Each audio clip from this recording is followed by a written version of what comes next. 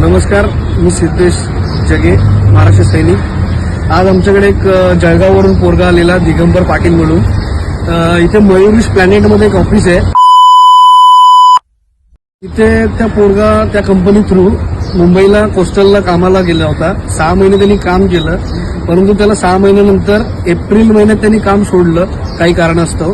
त्याच्यानंतर त्याला एप्रिलपासून ते आज नोव्हेंबरपर्यंत त्याला पगार देत नाहीयेत। आता तो त्या विचारण्यासाठी जळगाववरून आलाय काल रात्री।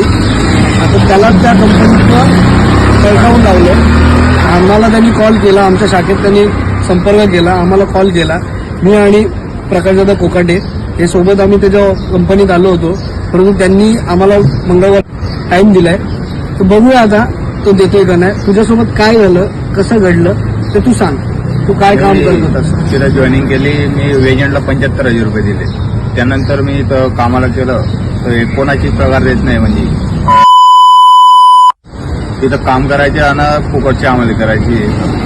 मग मी दादांना कॉल केला, दादांनी कॉल उचलला। मग दादांसोबत बोलणं झालं, मनसे ऑफिस सोबत, त्यांच्यासोबत सगळं बोलणं झालंय। आता मंगळवारची तारीख दिली त्यांनी। मग आता ते काय करता पाहू आता मंगळवार। आता ह्याचं ऐकून घेतलं। आता मी एवढंच सांगतो, मंगळवारी जर तुम्ही तारखेनुसार तुमच्या कमिटमेंटनुसार जर ती मंगळवारी तुम्ही त्याला पैसे नाही दिले तर तुमची गाठ आमच्याशी आहे। मग तुम्ही बोलू नका की तुम्ही असं का करताय। मनसेवाले असं धिंगाणं करतात, मनसेवाले राडा करणार जर तुम्हाला मराठी पोरांचे गरिबांचे पैसे खायचे आहेत तर। जय हिंद, जय महाराष्ट्र।